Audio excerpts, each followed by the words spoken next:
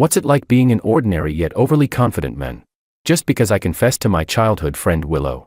Her entire dorm ridiculed her for a whole semester. They even said being confessed to by a guy like me was worse than eating crap. But I've always been the type to pay back every slight. So, out of anger, I confessed to every single girl in her dorm, except the one who laughed the loudest. Chapter 1. I like you. I confessed to my childhood friend. No sooner had the words left my mouth than I heard snickers around me. Not just one person's laughter. When I lifted my head, Willow's roommates had somehow surrounded her. One of them, tall with delicate eyebrows and almond-shaped eyes, was laughing the loudest. She was holding her stomach, unable to straighten up from laughing so hard. I knew her. She was our school's swimming goddess, named Maria. Between laughs, she said, "I can't believe it. A boring nerd actually likes you." On the far right was my classmate Sophia. With her doll-like face, she shook her head mockingly and said, "Some guys are just way too full of themselves. Show them a little kindness and they start fantasizing. See a pretty girl and dare to confess. Let's be real. When a hot guy confesses,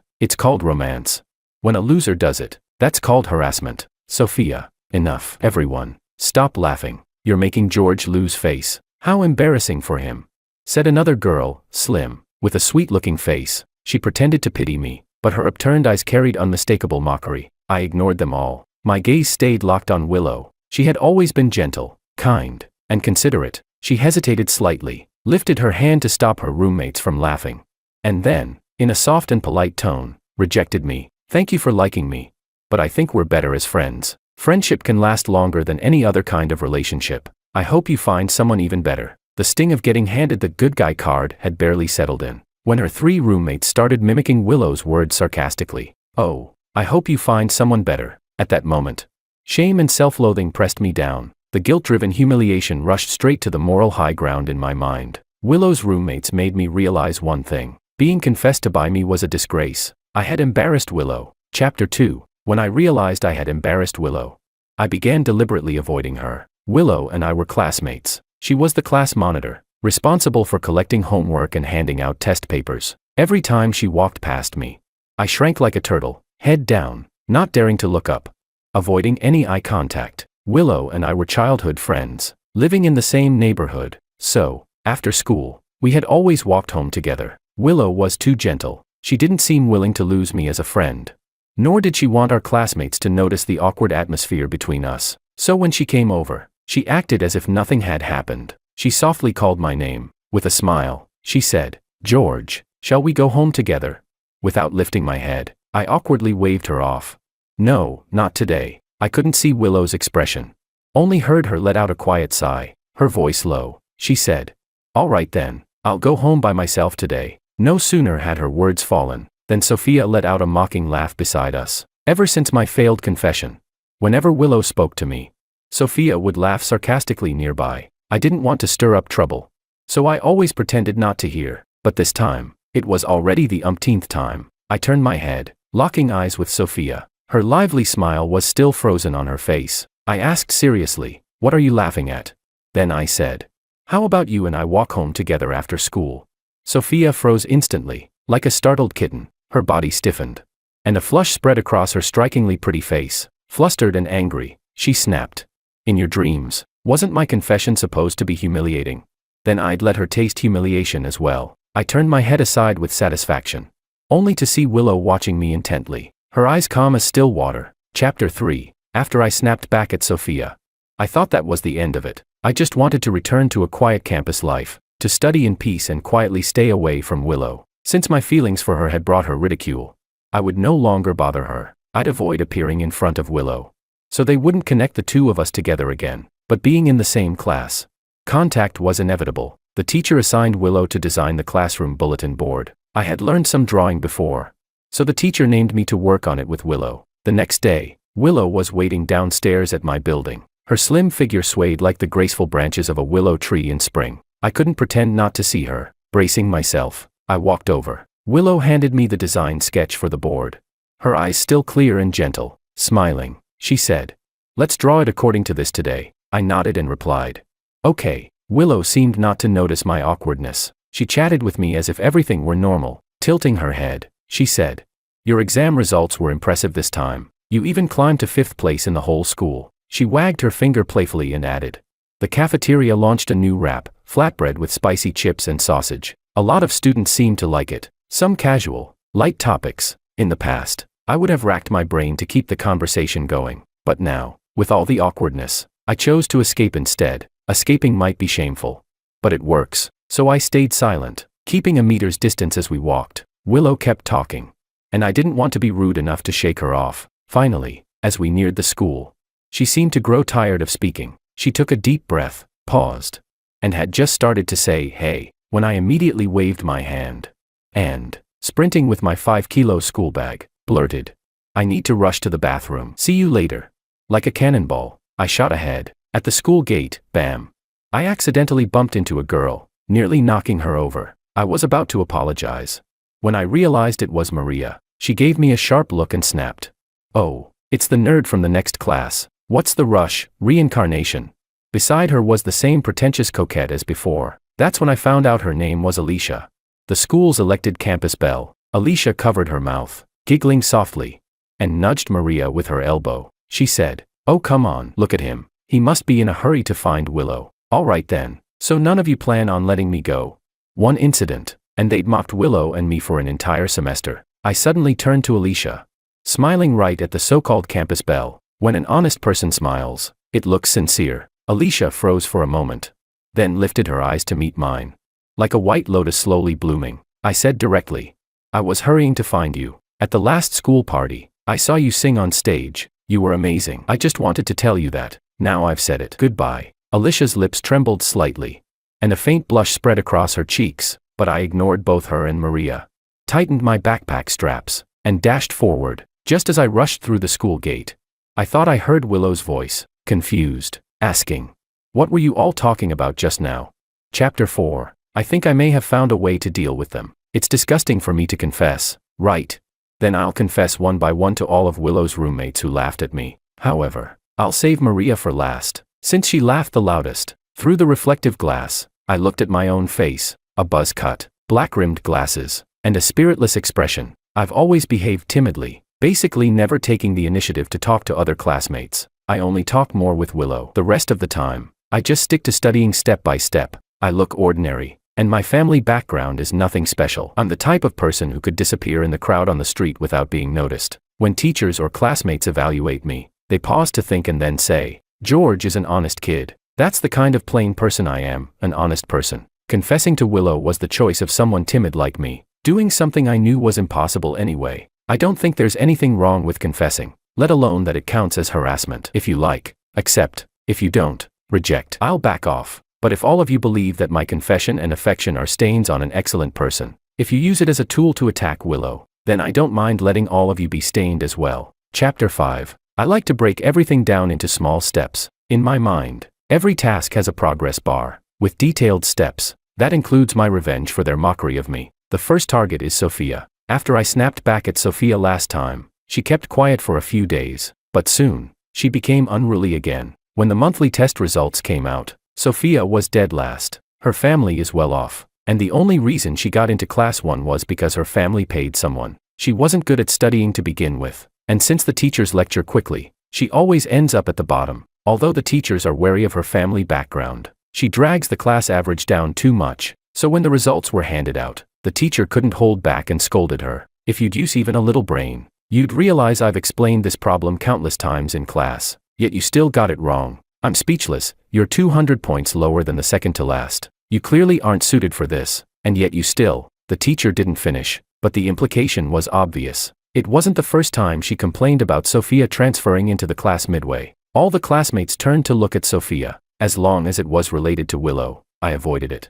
so I didn't look at her. The classroom was very quiet. The air seemed frozen. Then, I heard the sharp sound of a chair leg scraping the floor. It was followed by Sophia's voice. Unlike her usual sharp and cutting tone, this time it carried a clear tremor. She said, trembling. I listened, but I just didn't understand. So what? If I don't understand, I just don't. It's not like I'm taking the college entrance exam. Her words only made the teacher angrier. The teacher couldn't help but scold. If you're not taking the exam, don't disrupt others. Everyone else here is working hard to study. Sophia's voice carried grievance as she retorted. Who did I disturb? The teacher said, your deskmate Willow. She got second in the whole class this time. Sorry, I was first. The teacher continued. Stop talking in class all the time. You two even share the same dorm. Can't you learn from her? A dull thud. I lifted my head and saw Sophia run out of the classroom like a bullied housewife. Chapter 6. Willow immediately stood up. The teacher, unable to keep face, scolded Willow to sit back down. She said, focus on your class. Don't worry about her. The school gate is locked. She can't run out. After class, I'll contact her parents. All the other students lowered their heads. The atmosphere in the classroom felt heavier. I noticed the teacher's voice while lecturing carried clear impatience. I raised my hand and spoke in a lowered voice. Teacher, let me go find her. I know her parents. I'll persuade her. The honest and studious persona I had built over time was working in my favor here. The teacher didn't doubt my lie. She nodded slightly at me. I walked out of the classroom, with no intention of finding her. I was worried Sophia would lose control of her emotions, grow jealous of Willow, and then use me to attack Willow. I was also worried she might expose my confession. I thought for a moment, considering the unoccupied places in the school. After circling around, I finally found Sophia in the auditorium. She didn't look like her usual harsh and biting self. Her head hung low as she sat in the first row. When I approached, she lifted her head at the sound of my footsteps. On her pretty doll-like face, her eyelashes were wet. She asked, "What are you doing here?" Her voice carried a sob, but she stubbornly tried to hold back tears. She looked like a little girl forced into the spotlight, being pointed at by everyone. She said, "I get it, you're afraid I'll tell the teacher that you like Willow, so the teacher won't trust you and Willow anymore." She let out a cold snort. The top student liking the second place one, hilarious. I really want to see the teacher's expression then. She started spitting venom again, talking non-stop. I sat down beside her, letting out a sigh. I said, "I'm not worried about you telling the teacher." Locking my eyes on hers, I said firmly, word by word, "I came out because I'm worried about you." She froze for a moment, blinking rapidly, her lashes fluttering like butterfly wings. Maybe my gaze was too sincere, because she stopped cursing and slightly turned her head to avoid my eyes. I carefully chose my words. "I know you feel wronged, and that's why I'm worried about you. The teacher was wrong to say you have no brain, and she shouldn't have compared you to Willow either." At the mention of Willow, she reacted instantly, glaring at me. "Are you trying to say I'm not as good as Willow?" That's exactly what I thought, but out loud I said, "No, you just have different foundations. Willow focuses solely on studying, so her basics are strong. You, on the other hand, have wide-ranging interests, so your foundation isn't as solid. After all, you're a rich family's daughter. You've been exposed to a much broader world since childhood." I added, "But I think you're clear-headed, opinionated, outstanding, and independent. Smarter than Willow." Dear God, what a lie. If it were a normal person, they'd probably think I was insulting her. But Sophia isn't normal. Her eyes sparkled, and she eagerly asked, "Then how do you think I can strengthen my foundation?" "I want to prove that I'm smart." It seemed like Sophia had thought of an idea. She said, "Aren't you the top student in the class? Then tutor me." "Okay." She lifted her head, wearing the look of a young lady who had chosen her candidate. With arrogant pride, she said, "My family has plenty of money. If you help me raise my score by however many points, I'll give you 100 times that number in cash. 100 points would be 10,000 yuan. How could anyone refuse that?" Chapter 7. This money is really hard to earn, because Sophia is truly dumb, and her foundation is terrible. She just isn't cut out for studying. When I tutor her, I have to explain something 5 times before she understands. I really feel like giving up. After school, I was tutoring her at a milk tea shop. Even after the 5th explanation, she was still staring blankly with her almond-shaped eyes wide open. I couldn't take it anymore. I grabbed the drink on the table and sucked it down furiously, using sugar to calm my irritation. When I raised my head to continue explaining, Sophia, however, was sitting very quietly. I turned my head to look at her. She sat in her seat, gaze lowered. Only the slightly trembling tip of her pen assured me she wasn't asleep. I pressed down my anger and said, "What are you spacing out for? Write the steps." I poked Sophia with my pen, but she softly said, "Why you drank my milk tea?" Shit. I looked down. The 2 cups looked exactly the same and had been placed close together. I must have picked up the wrong one just now. I quickly apologized. "I'll buy you another one." "Sorry." Sophia turned her head, her cheeks burning red. She said, "No need." We continued working on the problems. There was some silence and awkwardness between us. After a while, Sophia suddenly said, "Don't you like Willow? I don't think you stand a chance. A lot of people confess to her, and you're the most ordinary one." All the guilt from drinking the wrong cup just vanished. I calmly replied, "Oh, I see. Well, I don't like Willow anymore." She was shocked. "What?" Sophia's ears practically perked up. I paused, then continued, "I realized, I kind of like you." Yeah, being liked by me must feel disgusting. Huh. Especially for someone like you. A rich girl who's always had whatever she wanted since childhood. I quietly waited for Sophia to stand up and mock me with her usual sharp tongue, but the ridicule never came. Instead, she pressed her lips together and said, "Well, I guess you do have taste." Sophia awkwardly turned her head, as if trying to keep her mouth twisted in sarcasm, but the corners still couldn't help rising. She seemed to be looking at the billboard outside. After a while, when she saw I wasn't responding, she turned her head back, only to find I had gone to buy her a new milk tea. I said, "Here's your confession gift." I placed the milk tea in front of her. Smiling, I said, "Your first cup of milk tea in autumn." She gave a little snort and said, "Humph. I usually only drink Starbucks." Speechless. Chapter 8. Thanks to my tutoring, Sophia's grades improved quite a bit. As her desk mate, Willow clearly noticed the change. Willow asked her, "You actually learned this problem? Last time I explained it to you 3 times and you refused to listen." Sophia sat at her seat, carefully folding a milk teacup sleeve. After folding it neatly, she tucked it into her math book. Willow asked curiously, "What are you doing?" Sophia rolled her eyes and said, "Making a bookmark." After a moment of silence, Willow said, "How about I give you the bookmark the teacher rewarded me with after the last exam?"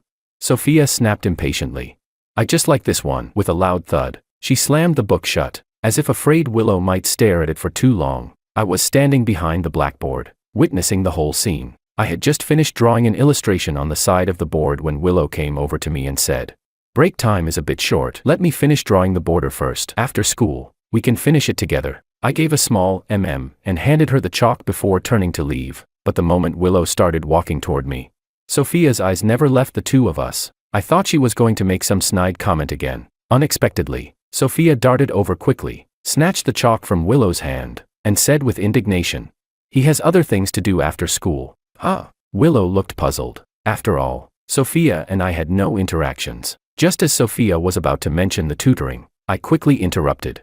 "I really do have something to deal with after school. Something came up at home, so I need to go back early." Willow pouted slightly. "I see." She lowered her gaze slightly, then suddenly lifted her head to look at me and asked, "Do you need my help?" Her eyes were soft, like the sunlight of early spring, warm enough to melt anyone. I shook my head. No need, because I was lying. There was nothing at home. It was Alicia who had messaged me on WeChat, inviting me to watch her music competition. Chapter 9. I had been so focused on studying that I hadn't even heard of Alicia. After asking classmates, I learned she was voted the campus belle on the school forum, though honestly, I suspect she canvassed for those votes herself. I don't think she's prettier than Willow. Many people describe Alicia as both talented and well-behaved, with a gentle personality. She's the same gentle type as Willow, except Willow looks a bit more genuine. At least she doesn't spend all day marketing her persona. After I praised Alicia as excellent last time, she added me on WeChat. Then she invited me to watch her music competition. Alicia participates in many music competitions, though most don't amount to anything. In essence, they're just ways to polish and package her persona. The competition was on Saturday. Meanwhile, Willow had messaged me on WeChat, asking me to do homework with her on the 2nd floor of McDonald's. Doing homework at McDonald's is really nice. You can eat burgers and drink soda. Normally, I would happily go, but because my confession had failed, I pretended I hadn't seen Willow's message. What can I do? After all, I'm a timid, honest person, and if I'm timid, then I have to behave timidly. There's a kind of cowardice called spiritual victory. So I cut ties with her in my mind, like a turtle retreating into its shell. If I can't see the problem, then the problem doesn't exist. I packed up and headed to Alicia's music competition. She asked me to meet her in the dressing room first. Inside, I saw Alicia already made up. At this age, very few girls wear makeup. Who could understand what I felt, seeing her with makeup on? Alicia sat before the mirror, seemingly very satisfied with her own look. She didn't look at me, only at her reflection. With makeup, her already pure and delicate face now carried a touch of allure. Indeed, she looked a bit prettier than without it. I walked over and handed her a cup of milk tea. Revenge also requires financial resources. This was the extent of my ability. She glanced at it and said softly, "Oh, just leave it there." Then she tilted her head slightly, as if admiring her beauty in the mirror. After deliberately leaving me hanging for 5 minutes, she seemed to find the angle where she looked most beautiful. Finally satisfied, she turned her head and said to me gently, "Thanks for waiting. I'm the 5th performer. You can sit in the front row, it has the best view." Not many people actually watched this competition. Most of the audience seemed to be parents and staff from the participating organizations. I said, "Thank you." I politely thanked her, placing my hands on my knees. looking a bit uneasy. We honest people are like that. In strange, unnecessary situations, we always feel uneasy. Alicia glanced back at me a few times, then turned to admire herself in the mirror again. Her eyes wandered between me and her reflection several times. 2 minutes later, I understood what she wanted. I said, "You look really beautiful, like a star." I praised her sincerely. Alicia shyly replied, "No way. I'm still far from a real star," but the joy in her eyes was impossible to hide. Like a proud peacock. Chapter 10. In the corner of the dressing room, there was a girl who had been giving me and Alicia sideways glances all along. When she heard me compliment Alicia, she let out a sneer and deliberately raised her voice. "Alicia, is this your boyfriend? Your taste is pretty unique. Did he save your life or something?" Alicia immediately retorted, "Of course not. Don't talk nonsense." After saying that, she looked back at me, and seeing my expression, she seemed to realize she had said the wrong thing. So she quickly added, "This is my classmate. He's very good at studying." She put extra emphasis on very good at studying, as if that were the only reasonable explanation for why I could appear by her side. Then she continued, "You know, a lot of boys come to watch my performances." Alicia slightly lifted her chin, her smile as delicate and fake as a white lotus. I clearly saw that girl roll her eyes. Then she glanced at the cheap milk tea and said, "They're all just a bunch of broke losers. What's so great about that? I won't allow you to talk about other classmates like that. You're going too far." Alicia immediately stood up, indignantly accusing that girl. I didn't have a good impression of that girl, but honestly, I couldn't like Alicia either, because deep down, I knew Alicia agreed with her. She just wouldn't show it on the surface. That's why I liked Willow, because my muse never once thought of me as a loser. Her eyes were like a calm and clear lake, always reflecting my truest self. She had her reasons to reject me, maybe 1,000 of them, but I firmly believed money was never one of them. Such a wonderful Willow, and yet because of me she was mocked. Damn you, Alicia. After that girl was driven away, only Alicia and I were left in the dressing room. She wore the expression of someone who had just spoken up for me, her signature gentle smile still hanging on her face. Chapter 11. She said, "I still remember you once said I was excellent. Thank you for the compliment." Alicia lowered her lashes, her face looking harmless. I responded faintly with a "mm." She asked, "You don't like Willow anymore?" She sounded as if it was a casual question, but her eyes stared straight at me. The smile at the corner of her lips was like a night-blooming flower slowly unfolding through the reflection of the glass window behind her.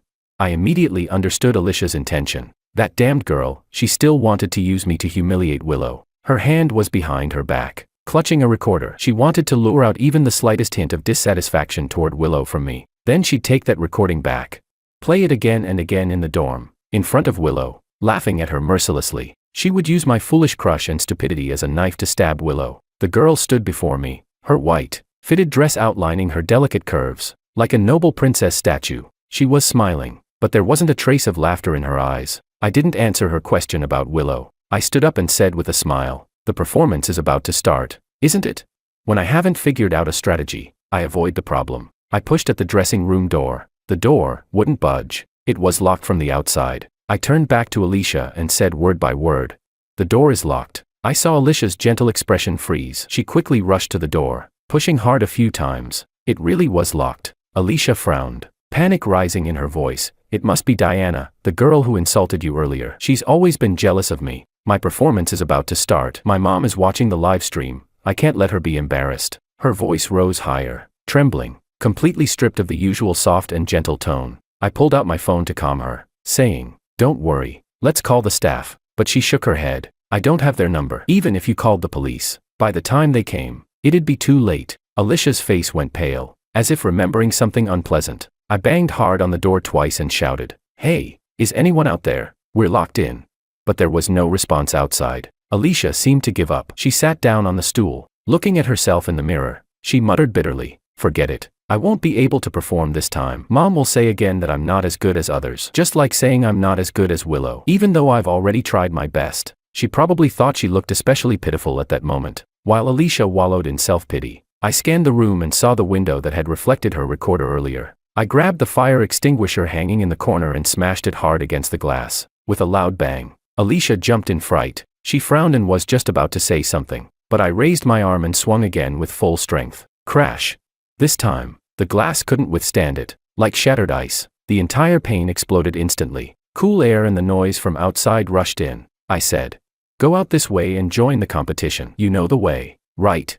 I turned back to Alicia with a smile. I'll explain to them. You go first. Come find me after the performance. She pressed her lips together. You, why? Alicia was completely stunned. Her eyes locked firmly on me. She asked, why are you doing this? She blinked, her face no longer carrying a gentle smile but instead showing doubt, scrutiny, and even a trace of being moved. I said, because I don't want to see the moonlight fall. I gave her a sincere, open smile. Alicia didn't say anything. I saw her carefully throw something into the trash can. Then she covered it with a tissue. She quickly lifted her skirt, stepped onto the stool, and cautiously climbed through the broken window. I handed her the violin and said, good luck. Through the broken window, Alicia looked at me. After a few seconds of silence, she said, thank you. After it's over, let's go to dinner together. The second target has been confirmed. Chapter 12. After the police came, they checked the surveillance footage. It really was that girl who had locked the door. She paid for the broken glass, and the organization, to appease Alicia, also gifted her a few etiquette and posture classes. Alicia really dabbles in a lot of things. I sighed as I closed WeChat on my phone. Alicia was still typing, but then several new messages popped up. I opened them casually. It was Sophia. She had sent me a bunch of cute stickers. When I didn't reply, she just kept sending them, almost flooding the chat. Even though I had already told Sophia directly that I liked her, I had no intention of sweet-talking her every day. With Sophia, I had to keep things ambiguous. She loves overthinking and imagining things. Let her entertain herself for a while. When I still didn't respond, Sophia called me. Her excited voice came through the phone. She said, the homeroom teacher just said that the top 10 in this monthly exam can choose their own desk mate. You'll choose me, right? I replied, oh, got it. For me, it didn't matter who I sat with. It wouldn't affect me anyway. Just as I said that, a notification popped up. Ding. A transfer. 5,000 yuan. Right after I received the transfer, I heard Sophia's proud voice through the phone. She said, starting next week, you'll bring me breakfast every day. Understood? I replied.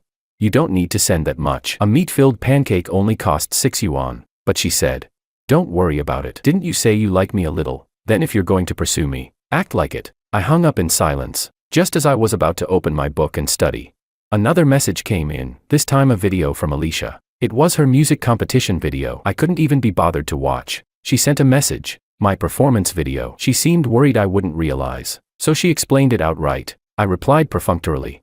Sounds great, Thank you, she wrote back, then kept typing. Alicia asked me, what kind of music do you like? I replied, I don't really understand music. Girls like Alicia, pretentious coquettes, don't actually care if I understand or not, nor do they care if I talk with them about music or art. They only care about being praised, being flattered. So right after saying I didn't understand music, I quickly followed up with, you're really outstanding. When you stand on stage, it's like you're glowing. Even though I don't understand music, I feel a trace of sorrow in your songs. You've been suffering inside for a long time, haven't you? If you don't mind, you can tell me about your grievances. I'll keep your secrets. If you try to bear all that negative emotion alone, I think that's really heartbreaking. Then I added, of course, if you don't want to share, that's fine too. I'll respect your choice. After sending those words, I lowered my head and continued working on my math homework. Goosebumps rose all over me, but circumstances forced my hand. A while later, she replied, I see. Then next time I learn a new song, can I sing it for you? I replied, sure, I'll look forward to it. I wanted to end the topic quickly. Go practice your singing, I still have homework to finish. The next second, she suddenly sent me a message, you can like me. Then she quickly retracted it. I froze, not replying. Then she sent another, I mean, you can try to like me, because I'm better than Willow. Retracted again. Another, you can try to like me. Okay, I can do a lot. I play violin, dance. Retracted again. What the hell, is she sick?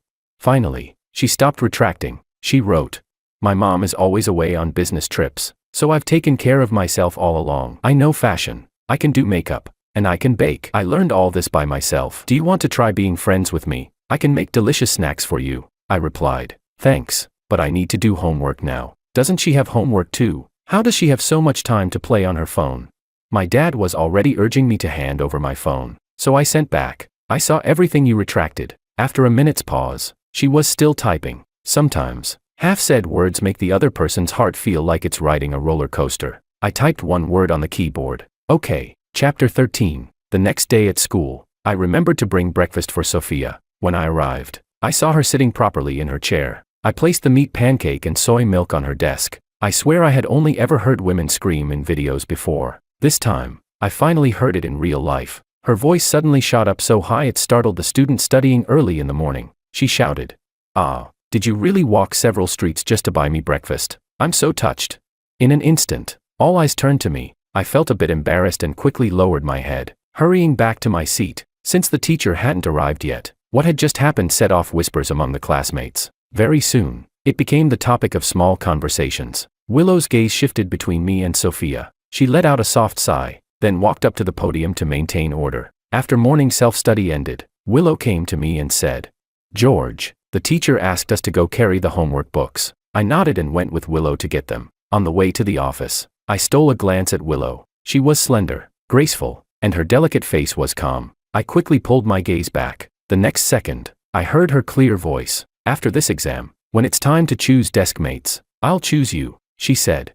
"Your physics scores are very good, and my Chinese is decent. We can complement each other." Willow spoke as if it were a very ordinary matter, but in my heart, waves were stirred. I wanted to be her desk mate. We walked side by side into the office. When the teacher saw us, she joked with the teacher next to her.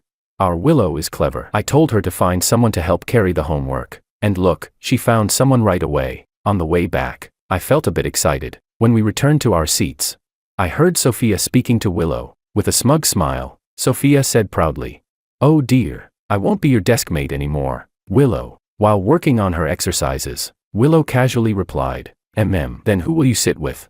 Sophia answered, "George." Of course, he promised to pick me. I told him not to, but he insisted on choosing me. Willow's pen paused ever so slightly. Then I heard her gentle voice. "I was planning to choose George. He's really good at studying." Sophia's smile froze instantly. After that, neither of them said another word. Chapter 14. After class began, the teacher announced that we could choose our seats, just as the homeroom teacher was about to let me choose first. Sophia's serious voice rang out, "Teacher, I want to sit with George. If I'm his desk mate, I'll definitely listen attentively in class. Last time, when you said I wasn't studying hard, I already realized my mistake. Besides, George and my family know each other. He'll definitely help me with my studies." Since the homeroom teacher had scolded Sophia in front of the whole class before, she already felt a bit guilty. And with my earlier lie about knowing Sophia's parents, Sophia used those 2 points as leverage to make her request. Then, she turned her gaze toward me. With a pitiful expression, she said, "George, you also said you wanted to be my desk mate." Under the pressure of all the classmates' eyes on me, my gaze couldn't help but shift toward Willow beside Sophia. Willow's hand was tightly gripping her pen. Her eyes were lowered, giving nothing away. The homeroom teacher urged me, "Sophia makes a good point. George, what do you think?" If I didn't choose Sophia, she would definitely get upset. She might even cry and run out again. The teacher's tone also clearly suggested I should choose Sophia. The surrounding classmates started whispering, voices rising. Through the crowd, I looked at Willow. I heard Sophia tugging on Willow's arm, pleading, "I know you're the best. Willow, just let me have this, okay? I already told the whole class about it. You can't embarrass me like this, right?" Then, I heard Willow's calm voice. She said, "Teacher, let me choose first. That way George can think about it." She added, "I'll choose Makoto as my desk mate." The boy named immediately let out a cheer and quickly packed up his things. Willow also began packing her bag. Her expression remained faint the whole time, showing no trace of sadness. Only, when she was packing, a few books slipped to the floor by accident. She crouched down to pick them up. I sighed and said, "Then I'll sit with Sophia." In my heart, I thought, "Willow, you've always been so considerate, always putting others first. You always take care of everyone's feelings, but what about your own?" Chapter 15. Sophia and I became desk mates. She happily sat beside me, then leaned close to my ear and whispered, "Of course I get to sit with you." I gave her several shopping cards. "You know," she added, "isn't it great sitting next to me? You're so happy you can't even speak. Now let's see how you perform next." Those lively almond eyes of hers sparkled so brightly, practically overflowing with pride. Being desk mates wasn't in my original plan, because I always believed people should have some boundaries. It's better to pull and push within the lines of those boundaries. But it's fine, I had my own way of handling it. For now, my main task was to prepare for the final exams. I had to take first place, so in class, I ignored Sophia and kept my head down taking notes. To my surprise, Sophia was also diligently writing beside me. I found it strange, since when did Sophia study so hard? After class, she handed me what she had written. With a proud, playful tone and an upward lilt. She said, "Here, this is my strategy guide on how to win my love. Just follow it step by step to pursue me." Curious, I took the paper. On it were written things like, 1. Say good night to me every day. 2. Bring me breakfast every morning. 3. Walk with me on the track under an umbrella when it rains. 4. When it's cold, lend me your school jacket, but only me. She really went all out. One class period and she had written 50 rules. Impressive for her little brain to come up with so many things. I slipped the paper into my textbook, neither rejecting nor eagerly responding. That was my tactic with Sophia. When she saw my action, her beautiful almond eyes lit up instantly. Her lips couldn't help curling upward, though she tried to suppress it to maintain her proud persona. The result was an adorably awkward expression. She said, "Then let's do number 23 now. I'll read my book while you feed me snacks." I brought both the snacks and the novel. Sophia placed a romance novel and a bag of chips on the desk. I said, "Okay." Sophia immediately picked up the book, pretending to read, but her darting eyes kept sneaking glances at me, anxiously waiting to be fed. I slowly tore open the bag of chips. Sophia was practically dying of impatience. Her little fidgeting grew more obvious. She could barely sit still. The pages of her novel rustled loudly as she flipped them. I handed her a chip. Her eyes lit up, and she quickly tilted her head to bite it, like a kitten being fed. Her pretty face glowed with joy, but my hand didn't withdraw immediately as she expected. In that brief moment of her daze,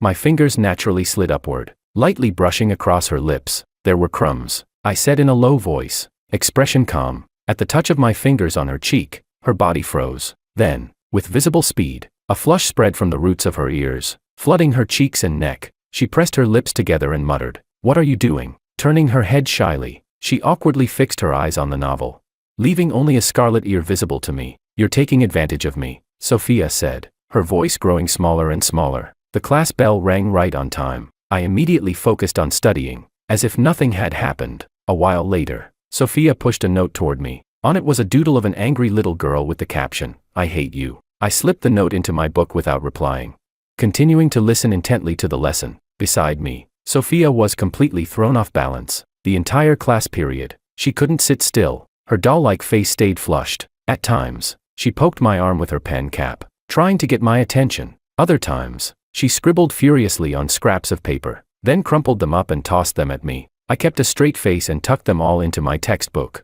Just before class ended, the teacher asked us to review what we had learned. I picked up my pen and quickly drew a simple heart on Sophia's book. I wrote, "But I like you," until dismissal. Sophia never turned to another page. She just kept staring at that one. Hooked. Chapter 16. Break time was short. I just wanted to sleep. I was exhausted. But Sophia kept chattering endlessly in my ear. When she started insisting I buy her a pair of couple's silver rings she had taken a liking to, I couldn't hold back anymore. With a hard tone, I said, "That's childish. I'm not buying them." She instinctively lifted her chin, full of spoiled arrogance, and said, "If you really loved me, you wouldn't think it's childish." I said coldly, "I already told you, I'm not buying them." Sophia pressed her lips together, trying to give herself an out. She said, "Well, fine then." Honestly, I was just kidding. I don't really want to wear those kinds of rings anyway. They are pretty tacky and cheap. Sophia immediately lowered her demands. When she saw me ignoring her, she ran out of the classroom in frustration. Who knows where she went? After she left, a slender figure walked up. It was Willow. She waved at me gently and said in her soft voice, "George, I don't really understand the last big math problem. Can we go over it together?" "Sure," I nodded. Willow obediently sat down in the seat in front of me. She deliberately avoided Sophia's empty seat. She lowered her head slightly, revealing a pale, delicate neck. Her profile in the light looked cool and a bit distant. I glanced at the problem and began sketching auxiliary lines. The classroom was quiet, only our hushed discussion and the scratching of pens could be heard. Very quickly, that silence was shattered. A sharp female voice burst out beside us, anger laced with grievance. She shouted, "What are you two doing?" I looked up and saw Sophia standing there, clutching 2 bottles of drinks tightly in her hands. Her chest rose and fell, and her eyes were fixed fiercely on Willow and me. "We're doing a math problem," I said briefly, but Sophia seemed provoked. She slammed the drinks hard onto the desk, then shoved Willow. She yelled, "Get away from him, get away." Sophia's spoiled outburst was too much for the classmates. Many already disliked her. Everyone started criticizing her. One said, "They're working on a math problem. When they're done, they'll explain it to us. What's your problem?"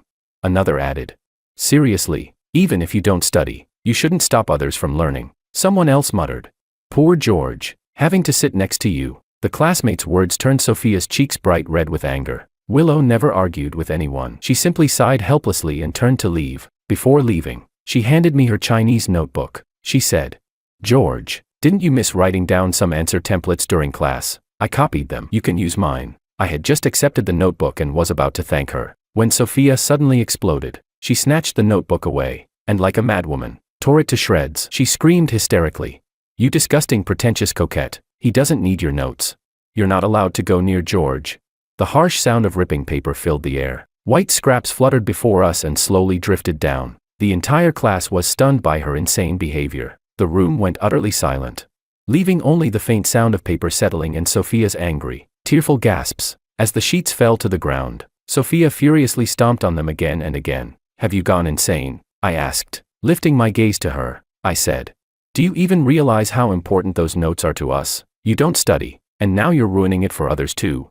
The accusation in my eyes made Sophia freeze instantly. I said, "Apologize to Willow, then copy her notes over again for her." My voice was ice cold. My eyes locked on Sophia. Now, it was time to close the net. Chapter 17. Forget it. Willow frowned, just about to ease the tension, but the moment her voice sounded, Sophia acted like her tail had been stepped on, exploding on the spot and screaming, "I don't need your fake kindness." Her gaze shifted to me, cold-faced and expressionless. Her pretty face was full of disbelief and resentment. Her sharp voice carried a sobbing tone of grievance. Choking back tears, she said, "You want me to apologize to her?" She continued, "George, how could you sit with her and smile while doing problems? How could you defend her? How could you make me apologize to her?" Each of her questions was louder than the last, nearly hysterical. I said, "You're too vicious." I continued to condemn Sophia. My words made Sophia tremble all over. It was visible, the rims of her eyes turned red instantly. Her long lashes fluttered like butterfly wings, trying to hold something back, but she couldn't stop the tears from spilling down her cheeks. She bit her lip and whispered, "You said I'm vicious." She repeated the word, her voice suddenly dropping, but the tears still kept flowing. I said, "Isn't it true? You're the most vicious and brainless person I've ever met. Sophia, words are knives. All the hurtful things you once said. Every second I spent with you afterward, I never forgot them. Now this knife, I thrust it back into you. Do you feel it?" Looking at my cold expression, Sophia stumbled back a step, almost staggering. Tears stuck the strands of hair at her temples to her pale cheeks. Lowering her voice, she said to me, "George, I hate you." The moment the words fell, she shoved the chair aside and ran out of the classroom. The classmates around us were stunned. They had always thought Sophia wasn't normal. Today confirmed it. I could only reassure the others. "It's fine. The school gate is locked. She can't run out." Chapter 18. The next time I saw Sophia was after school. Most of the other students had already left. Willow and I were on duty, finishing up the classroom, so we stayed behind a little longer. As we were tidying up the desks, a head suddenly peeked in from the doorway. Then, Sophia walked in hesitantly. Her pretty almond eyes were swollen, like a kitten that had just been bullied. She quickly scanned the room, and after confirming only Willow and I were there, she seemed to summon up immense courage. Lowering her head, step by step she walked up to Willow and said, "I'm sorry. I shouldn't have torn up your notebook. I'll pay someone to copy it back for you." Sophia's tone was still a bit reluctant. Willow froze for a moment, but soon gave a gentle smile. She said, "It's fine. I'll rewrite it myself." Sophia didn't respond to Willow. Instead, her gaze suddenly turned to me. In a pitiful voice, she said, "I apologized." When I didn't answer, she repeated it again, her tone carrying a trace of ingratiation. "I apologized to Willow." Willow said softly, "George, I'll wait for you outside. Make sure to talk things through with her." Then Willow turned and walked out of the classroom. As soon as she left, Sophia rushed to my side. She lifted her sleeve to show me a scratch on her arm. Pitifully, she said, "I got hurt. I was injured when I ran out earlier." Her eyes looked at me expectantly, but when she saw my expression remain cold, that little spark of hope in her quickly dimmed. Her voice grew smaller, weaker, trembling as she said, "You don't like me anymore." I spoke firmly. I don't like you anymore." Tears streamed down Sophia's cheeks. She said, "But I already apologized to Willow." My voice was still calm and steady, like my heart. "I saw that, but I don't like you," she sobbed. "You're not allowed to not like me. It's my fault. I was too spoiled." Sophia hung her head like an abandoned kitten, gripping my sleeve tightly while repeating apologies over and over. "I'm sorry. I'm sorry. I'm sorry. It's all my fault. I shouldn't have thrown her notebook. I shouldn't have lost my temper." The next second, I cut her off. It has nothing to do with any of that. I smiled and said, why can't you understand? I never liked you from the very beginning. From the first time you mocked me, it was already decided that I could never possibly like you. Sophia suddenly lifted her head and asked, then why did you say you liked me a little? Her innocent eyes stared at me, still glistening with tears. Lightly, I said. It was revenge. Revenge. She repeated the word blankly, as if she couldn't comprehend it. Her tears kept falling. Crying, she said, why revenge me? Why make me fall for you, then throw me away? What did I do wrong? Tell me. I'll change. I promise I'll change. Sophia's words grew incoherent. Her hands clung desperately to my sleeve, refusing to let go. I said, you should learn how to respect others. Of course, I have no interest in teaching you. I pried Sophia's hand off, and as I turned to walk out of the classroom, I saw Willow leaning against the wall. She closed the English vocabulary book in her hand. Her eyes still clear and gentle, so she had been standing outside the whole time, listening to everything.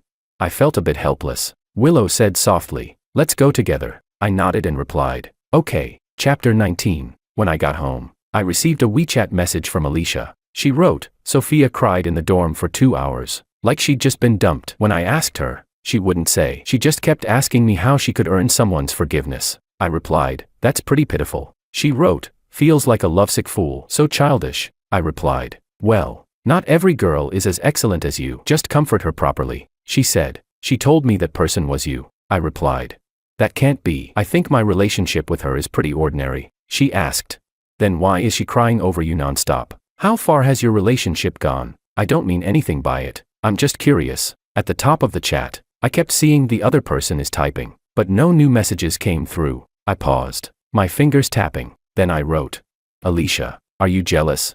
How about we meet by the back gate of the school? Alicia replied, on my way. The back gate was right by the dorms. It wasn't that I came out just to explain things to her. Honestly, I was just hungry late at night and came out for some snacks. Passing by the school, I even made Alicia wait 20 minutes. From a distance, I could already see her figure standing by the back gate. When she saw me approach, she instinctively tucked her hair behind her ear, and with a soft smile said, it's late. Why did you come to school?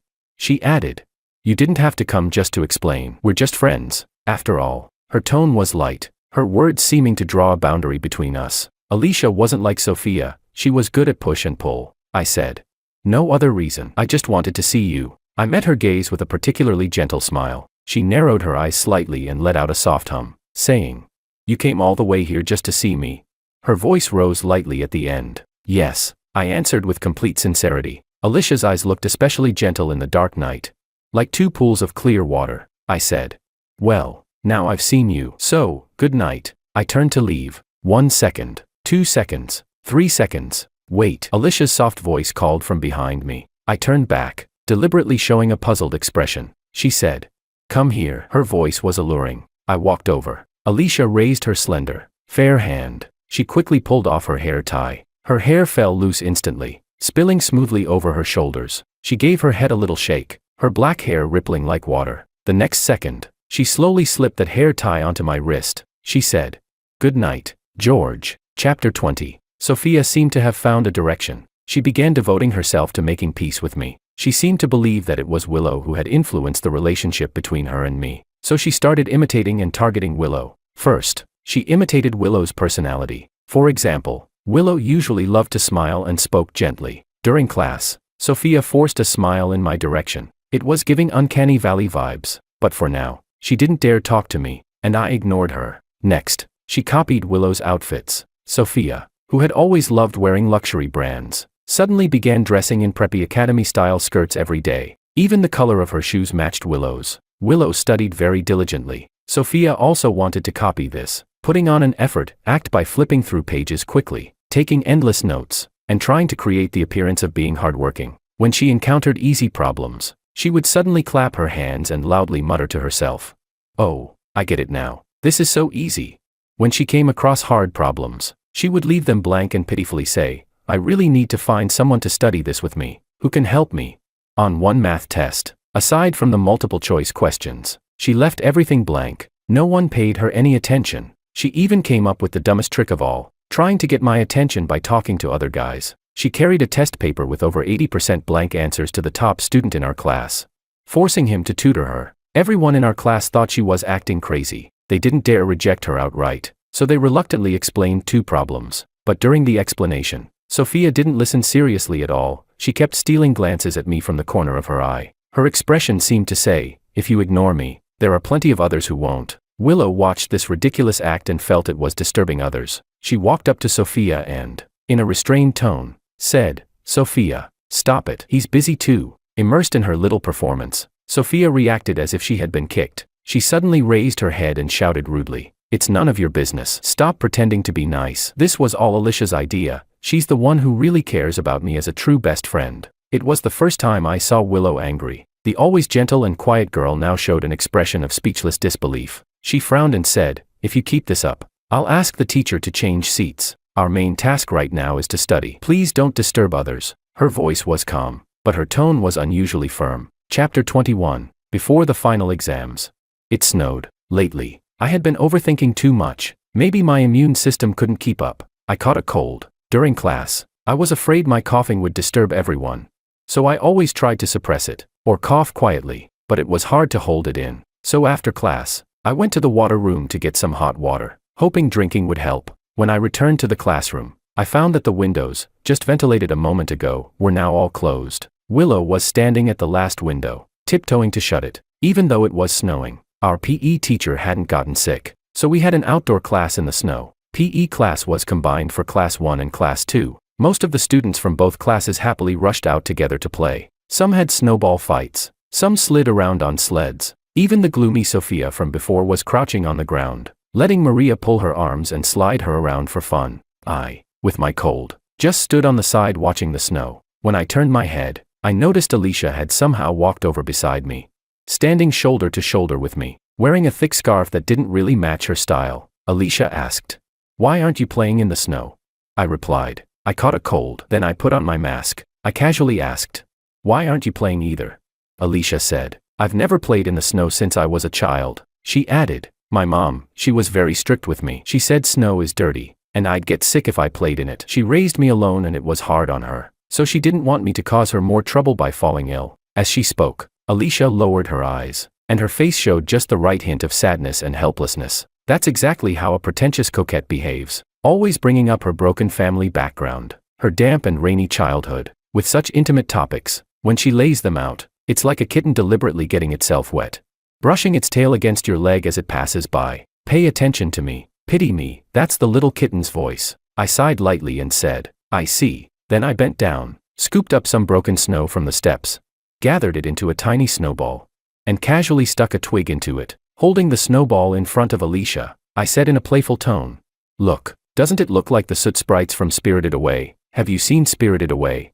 Actually, you're a bit like the heroine inside, innocent and kind. There's a kind of feeling girls call vibe. At that moment, I looked at her sincerely, smiling as I held out the snowball. Alicia paused slightly, then carefully picked the snowball from my hands. It was too fragile. The snowball instantly fell apart. We looked at each other. Alicia couldn't help but laugh. I gave an awkward smile, but her laugh was especially gentle. I said, there wasn't enough snow. Before I could finish, I sneezed. Alicia's slender, fair hands held her scarf. She slowly unwrapped it, then tiptoeing, she draped it around my neck. She lifted her head, so close that I could almost smell the citrus scent on her. I remembered hearing Sophia complain that Alicia had been using perfume since middle school. That's how a school beauty is, an exquisite girl. In a soft voice, she said, this is actually something I knitted for you. On her always perfect image, her cheeks revealed a trace of girlish shyness. She added, knitting scarves is one of my tiny, insignificant skills. Chapter 22.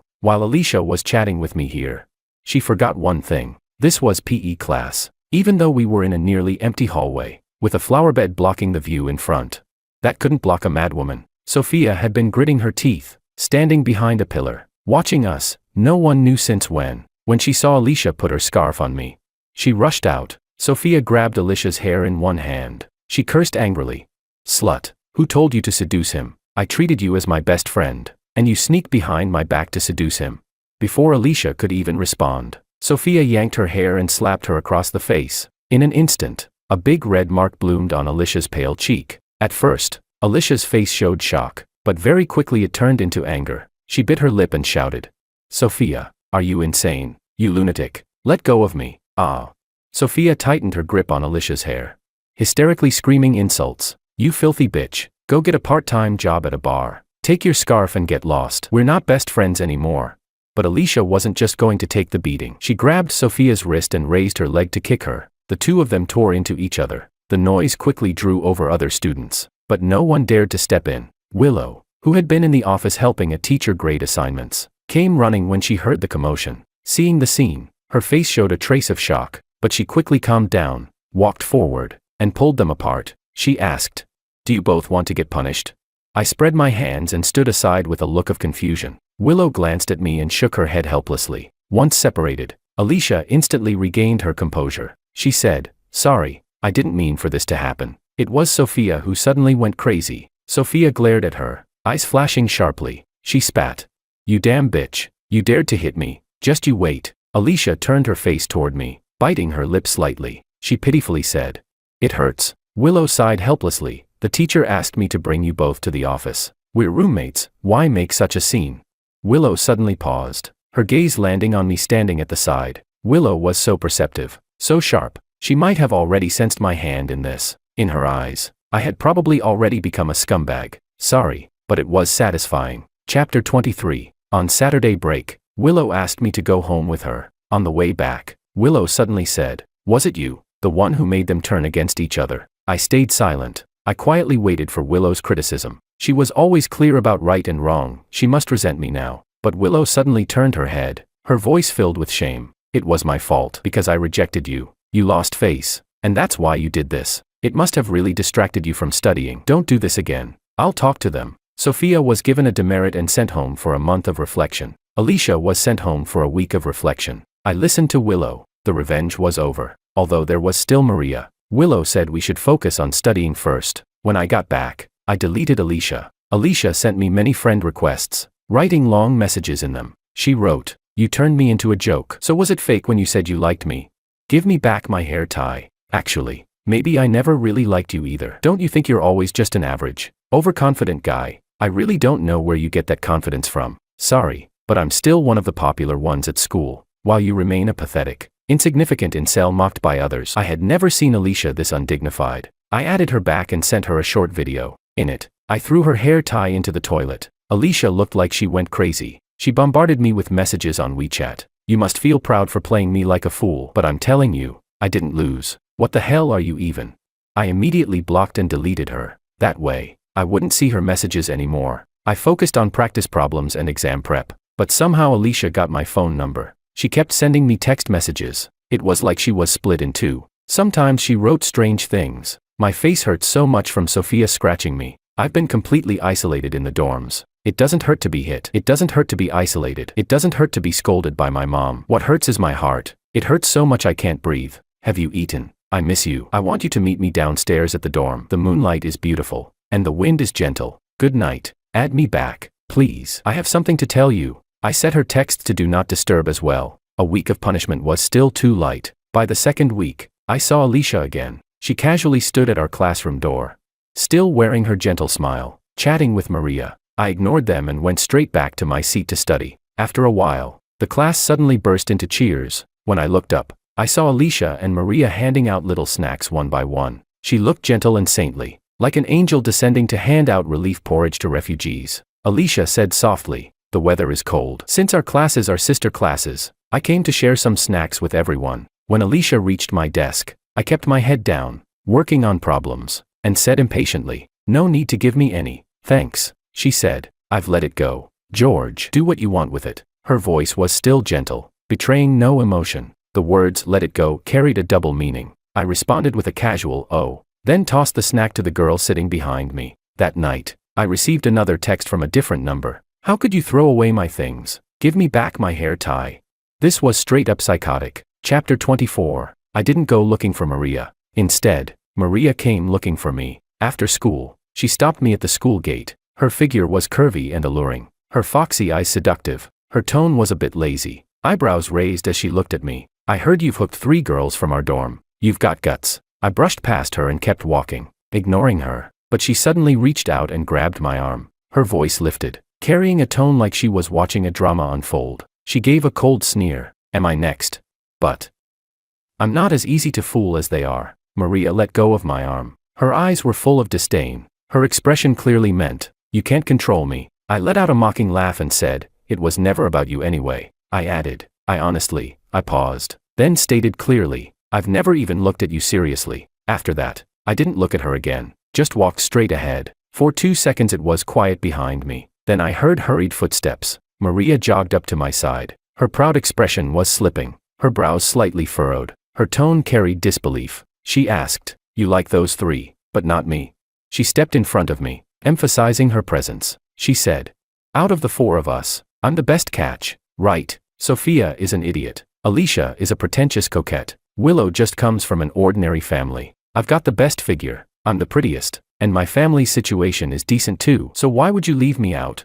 Maybe it had something to do with Maria being known as the swimming goddess. She just liked engaging in female rivalry in the strangest situations. Chapter 25. Maria began appearing in front of me frequently. She and Alicia often stood at our classroom door chatting, but I had no time for them, because finals were approaching. I cared deeply about rankings and grades, so I used almost every moment to study. Even on the way to the cafeteria, I glanced at my vocabulary book, silently reciting words in my head. As I passed the playground, a sudden scream pierced my ears. I looked up, just in time to see a girl slip and fall toward me. Without thinking, I quickly stepped aside. It was Maria. She fell to the ground, breathing a little heavily, and said, "Sorry, I tripped just now." I gave her a glance and replied flatly, "Get up yourself." Then I lowered my head again, flipping through my vocabulary book, and turned to leave, but she stood up and blocked my way. "Do you love studying that much?" I tried to walk around her alluring figure, but she blocked me again, speaking irritably. "Can't you even spare a word?" I raised my eyes and asked, "What do you want to hear?" She touched her nose awkwardly, looked away, and said, "Anything will do," I answered. "Then wait until after the exam." I didn't stop again and left. After finals, I rose from 5th place to 1st. At the award ceremony, I gave a speech as the student representative. As usual, after the thanks and sharing, I paused and said, "To the school athletes, though knowledge and sports are different tracks, passion and effort have always been the same." The crowd stirred, and the students applauded. I couldn't see anyone clearly, just remembered the thick certificate of honor in my hand. As I stepped off the stage, Willow, ranked 2nd in the school, was standing there. We walked back to class side by side. I heard her puzzled voice, "Why suddenly talk about the athletes?" I replied in a deep tone, "There'll be a sports meet during break." The homeroom teacher asked me to give them some encouragement. After the ceremony, students returned to their classrooms. I also went back and pulled out test papers to work on. Between sets, I unintentionally looked up. Through the clear corridor windows, I saw Maria standing quietly outside. Through the glass, our eyes met. I said nothing. I didn't smile, but she suddenly gave me a half smile, half smirk. She raised her wrist. The bracelet on it glowed faintly red. The third one. I had won again. Chapter 26. Maria invited me to watch her swimming competition. Outside, it was a cold winter. Inside the swimming hall, though, it was hot and humid. The stands were crowded, but I found a seat near the front. Maria soon appeared. She stood at the front row, waving at me. She was wearing a black and white cat-patterned one-piece swimsuit. Her waist slender, her legs long. The starting gun fired. She leapt into the water, her movement crisp and clean, with barely a splash. In the water, Maria's form was smooth and fluid. In just the blink of an eye, she had reached the finish. I looked at the scoreboard after she touched the wall. She was first, propping herself up at the pool's edge. She climbed out with ease. A teammate laughed and tossed her a towel. She caught it casually, wiped her face, and immediately began scanning the crowd. Then, she saw me. The next second, she walked straight toward me. She sat beside me and asked, "How was it?" Her breathing was still uneven, but her tone was casual, as if she was certain I would praise her. I gave an objective assessment. "You swam fast." She blinked and said, "And besides that." Before I could react, she lifted her leg and rested it on my thigh. Fresh from the water, there was still some dampness. She said, "How about this? That's what carried me just now." She raised her eyes toward me, her gaze sultry, brimming with a kind of proud seduction. I held her ankle lightly and asked casually, "Want to keep going?" The moment I finished, Maria instantly pulled her leg back. The proud expression vanished at once, and her cheeks, ears, even her neck flushed bright red in an instant. She said, "Not now. I just turned 18. She held up her towel to hide her face, which was already completely red. In a lowered, shy voice, she whispered, "After graduation." I asked, "What are you talking about?" "I was asking if you have another race." I looked at Maria in some confusion. Maria immediately tossed the towel onto my head. With a sulky tone, she said, "How did I never notice before that you're so good at teasing people?" Chapter 27. After the swimming competition ended, I walked Maria home. By then it was already late. The neighborhood lights glowed from each household. The night breeze was sharp and cold. At the entrance of her apartment building, I was just about to leave, but Maria suddenly hooked her arm around my neck, and in an instant, she pressed against me. Her fragrance crashed unprepared into my nose. I asked, "What are you doing?" "George." Maria tilted her head up, looking at my puzzled face. Her lashes fluttered, a mischievous smile tugging at her lips. She said, "I've never liked half-hearted, blurry ambiguity. Stop testing me." She gently tugged down her collar, revealing her shoulder. Biting her lip, she said, "I really like you a lot. Don't you want to try me?" Maria was incredibly forward. I looked into her eyes. In her black pupils, there was a trace of brown, like fireworks bursting suddenly in the night sky. Is there anything more brutal than rejecting someone right when they throw a fastball straight at you? I gave Maria a gentle smile, thinking I was reciprocating. Maria closed her eyes, tilting her head up, waiting for me to kiss her, but at the same time, she heard my faint voice. "So, that's it, you like me, huh?" I chuckled. "But I don't like you." The words were light as air, yet Maria looked as if something had struck her hard. She instantly stumbled 2 steps back. I sighed. "You didn't really think I liked you too, did you? I only treated you as a way to kill boredom. Just playing around." I continued. "Like you said yourself, you're kind of pretty. You've got a nice figure, and your family's well off. But if you thought that meant I liked you too, you're gravely mistaken." I smiled at her and added, "I don't know where you learned it from, this kind of barefaced seduction. You really are." I paused, then enunciated each word. "Cheap." The fireworks in her eyes suddenly went out. Maria froze completely in front of me. Her lips pressed into a tight line. Her trembling voice came out between clenched teeth. "George, you played me." Each word sounded like it was forced out from between her teeth. I smiled and said, "Yeah, it's over now." With that, I turned to leave. I had barely taken a few steps when she suddenly hugged me from behind. The girl's cheek pressed against my back. I heard her low voice, "George, there's no such thing as provoking someone and then walking away." She gave a cold laugh and said, "George, the days are long. If you think you can get rid of me, no way." Chapter 28. Willow told me that their dorm group chat had been renamed the Victims Alliance. It seemed like their relationships had been restored again. Back then, Alicia and Sophia had fought so ugly, but in the end they reconciled and became close sisters once more. It felt as if they were plotting something, especially since now they were all being unusually warm toward Willow. I felt that my revenge plan had already been completed, so I decided to return my life to normal. It just so happened that during the holiday, I started working at a restaurant near my neighborhood. I was assigned specifically to deliver takeout for the restaurant. By coincidence, on my very first day at work, I saw Willow. She was working there as a waitress. I saw her in a red apron with cartoon prints on it, slender and graceful. She still carried herself with poise. When she saw me working there, her eyes showed no curiosity or doubt. Nor did she display any sense of inferiority for being a waitress. She simply nodded at me in greeting, then went back to being busy, taking orders, serving dishes, wiping tables. Her face was always graced with a gentle smile. Willow and I each did our own work. I rode my electric scooter back to the shop for another order. She looked up from wiping a table, smiled at me, and said softly, "Back already?" The warm light above reflected on her cheeks, making her look even more radiant, lips red and teeth white. For a moment, I felt as if I were back home, with a wife who had prepared dinner asking after me, thinking that made me feel oddly embarrassed. Before New Year's Eve, the restaurant closed early. The boss cooked a few dishes and insisted that Willow and I take them home to eat. We refused several times, but the boss's enthusiasm was unstoppable, so we each carried food boxes, awkwardly pushed out the restaurant door. Willow tilted her head slightly and said, "Come eat at my place," I answered.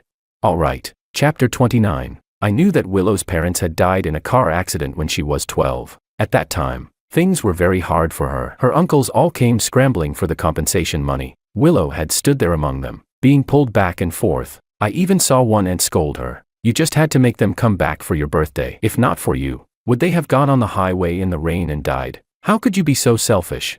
Back then, I was still young. I begged my parents to help. My mom and dad went several times, but since it was someone else's family matter, there wasn't much they could do. In the end, most of the compensation money was taken away, leaving Willow with only a little bit of money and this old house. Since then, Willow lived there alone. Her clothes were always clean and tidy. My mom often asked me to bring Willow meals, but Willow always refused. Afraid of troubling us, Willow's home was just like her, clean, filled with warmth. She placed all the dishes onto plates. I said, "That's so much trouble. You'll have to wash the dishes after." Willow smiled, lowered her eyes, and said, "This way, it feels like home, and I like doing housework." I told my parents that I'd be spending New Year's Eve dinner with Willow. After the meal, I thanked her and prepared to leave. Just as I stepped outside, Willow suddenly called after me. She said, "George, what is it?" I turned back to look at her. Under the warm light, Willow's gaze seemed especially gentle. She looked as though she wanted to say something more. But in the end, her lips moved without speaking the words. Instead, she said, "Happy New Year's Eve," I replied. "You too." This was Willow's 18th New Year's Eve, and the 6th one she had lived through alone since her parents' death. Chapter 30. On the first day of the new year, I knocked on Willow's door. When Willow opened it and saw me, she wasn't surprised. In fact, because of her family situation. Every year my mom sent me over to have New Year's Eve dinner with Willow. Willow, slender in figure, was wearing an apron. She looked just like a gentle, virtuous wife. From the kitchen drifted the savory fragrance of braised dishes. I said, "Happy New Year, Willow. You're making braised food. Smells amazing." When I was 15, my favorite was braised duck, but it was terribly expensive. I had once complained about that to Willow. She hadn't replied at the time. But later, after going home, she quietly learned how to make it. Every year since then, she would bring braised dishes to my house, saying it was to thank my parents for taking care of her. I placed the gift I had brought for Willow on the table. Willow brewed tea for me. As she turned back toward the kitchen, the doorbell rang. My first instinct was that it must be Willow's money-grubbing relatives coming to cause trouble. But when I opened the door, it was 3 girls. I asked, "What are you doing here?" My tone wasn't friendly. Alicia answered softly, "We went to your house to wish you a happy new year. Auntie said you were at Willow's, so we followed." Sophia was standing in the back. Since that incident, I hadn't seen her again. She had been sent home for a month of reflection and didn't even take the final exam. I had received a few messages from her during that time, but I never replied. Now, the moment she saw me, she bit her lip instinctively, looking timid. As I hesitated over whether to close the door, Maria had already stepped in on her long legs. With perfect self-assurance, she said, "Willow is our best friend. Coming here to share a meal isn't too much, is it?" Willow had heard the voices. She came to stand behind me and said softly, "Come in, all of you." Chapter 31. Alicia smelled the aroma from the kitchen. After placing the cake she brought on the coffee table, she followed into the kitchen and said, "Willow, you're cooking, right? Let me help. I'm good at cooking too." As she spoke, Alicia flashed me a smile. She said, "George, you should have a taste too." Her attitude was affectionate and gentle, as if there were no barriers at all between us. That hysterical person from WeChat seemed like she had never existed. Alicia entered the kitchen, and Willow, unable to refuse, had no choice but to agree. The two of them cooked together. Alicia said, "I remember George's taste. He likes spicy food. We can add more chili." Willow answered softly, "But every time he eats too much, he gets stomachaches. Just a little spice is fine." Alicia replied warmly, "Willow, you're so considerate." I sat on the sofa, scrolling on my phone. Sophia was a bit uneasy. Several times she glanced in my direction, only to turn her head away again. Maria, on the other hand, acted familiar. She leaned close to me, saw me playing a game, and praised me. "George, you're amazing. Your skills are so precise." As expected, someone good at studying is also this good at gaming. Maria sat very close to me, which made Sophia grow more and more upset as she watched. She stomped over and pinched Maria's arm angrily. She snapped, "There's so much room on the sofa. Why do you have to sit right here?" Maria rolled her eyes and retorted, "I just want to sit next to George. What's the problem with that?" She lifted her head, lips curled into a smile. Sophia, once again, spat venom. She shouted, "Get lost. Even dogs can smell your slutty fox stench. Why don't you just die? George doesn't even want you sitting next to him." Maria shot back, "You are not a fish. How can you know the joy of fish?" The two were about to start quarreling again. I put my phone down, raised my head, and said helplessly, "You're too noisy." Sophia immediately admitted fault. "Sorry." Then she widened her almond-shaped eyes, looking at me pitifully, and said, "I'll curse her in a very quiet voice. Please don't hate me." Chapter 32. After the food was ready, we sat down at the table. The atmosphere was a little subtle. Alicia wore that flawless gentle smile as she lifted her drink cup, tapping it lightly. She said, "Well, how should I put it? This is our first New Year's spent at Willow's home." Then she added, "No matter what happens in the future, I hope we can all remain good friends and always wish the best for each other." Alicia loved being the center of attention, so she went on, speaking in an affected way, reciting New Year's blessings that seemed clearly memorized in advance. While Alicia was speaking, Maria used the serving chopsticks to place a chicken wing into my bowl. She said, "Eat more. Okay, you've gotten so thin from all that studying." Resting her chin on one hand, her brows and eyes curved in a smile as she looked at me, Alicia instantly stopped talking, quickly putting a rib into my bowl as well. She said,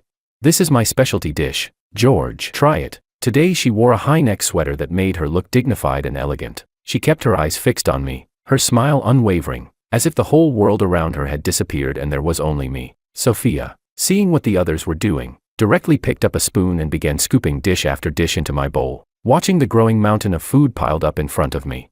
I started to get annoyed. I was just about to slap my chopsticks heavily onto the table, but Willow noticed the displeasure on my face. She said, "All right now." Her calm, gentle voice sounded at just the right moment. She reached out to pull Sophia's spoon away. Her gaze soft as she looked at me. She said, "Let George eat properly. His bowl can't even hold more food." She feigned anger and added, "If anyone keeps causing trouble, they won't be allowed to join when we go release the wishing lanterns later." Sophia immediately behaved. Maria's gaze drifted between Willow and me, her lips curled in a half-smile. Meanwhile, under the table, Alicia kicked my foot, but unfortunately, she got the wrong person. She had kicked Willow's instead. Chapter 33. After dinner, we went to release wishing lanterns. By the riverside near the neighborhood, the open space was safe. Every year, many people came here to set off wishing lanterns. We went together in a big group. The sharp evening wind blew against our faces. The wide river stretched out, its edges glowing red from reflected lights. Willow handed out the lanterns she had prepared,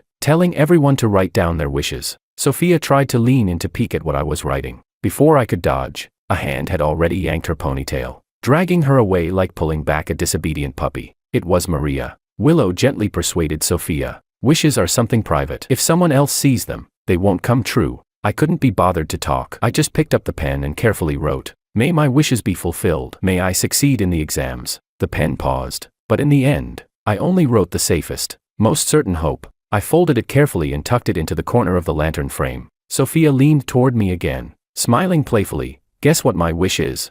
I replied. "I won't guess." My refusal was blunt and decisive. She said, "Then I'll tell you." It was as if she hadn't heard my rejection at all. She leaned closer, her fingers subconsciously pinching my sleeve and shaking it lightly. Her beautiful almond-shaped eyes reflected the river's sparkling golden ripples, shining brightly. She said, "My wish is that every single one of the wishes you just wrote comes true." No sooner had Sophia finished than Alicia's smiling voice slid in like the night breeze. "What a surprise from our little princess. You can score 30 points in Chinese, yet say something so tender. How long did you scroll on Douyin before finding such a perfect script?" Sophia shot back. "Go to hell. I thought of it myself. You're just jealous of me." Sophia bristled instantly, baring her teeth and claws as she lunged toward Alicia. I glanced at the two of them, and Sophia quickly shrank back pitifully, while Alicia also stopped. On the other side, Willow's wishing lantern was already floating gently upward. Maria didn't release a lantern. She just stared at the cold river surface, her back to the dark sky and the river of light above. Turning her head slightly toward the quiet Willow beside her, she asked casually, "Willow, what's your wish?" But before Willow could answer, Maria cut herself off. "Actually, no need to tell me. I can guess. Definitely something about seeking fulfillment, right?" She gave a short, mocking laugh, her voice drifting with the wind, sounding careless. She said, "I don't believe in this kind of thing," but her eyes glowed with an unusually bright light. She said, "What I want has never been about luck, it's about fighting for it myself." Willow replied softly, That's very good. Sometimes, I really envy your courage." Maria's eyes burned with intensity. She stopped smiling and let out a cold hum. "Then keep on envying me." A moment ago, she had been staring blankly at the river. Now, Maria stood tall. She said, "Willow, I admire how you grew up with no one to rely on, yet still stayed resilient and independent. It must have been tough, right?" Willow's profile looked a bit weary under the flickering light. She said, "It's fine," Maria said. "Then keep suffering alone." Her voice was cold and detached, carrying no comfort at all. If anything, it sounded like a declaration of war. She said, "I know you're pitiful, but don't drag others down with you. People stuck in the mud only drag down those closest to them." Sinking deeper and deeper, Willow interrupted softly, "I know." Her clear, cool voice cut Maria off. She lifted her gaze to the faint red glow in the sky. Her voice was so light it nearly melted into the wind. She whispered, "How could I not know?"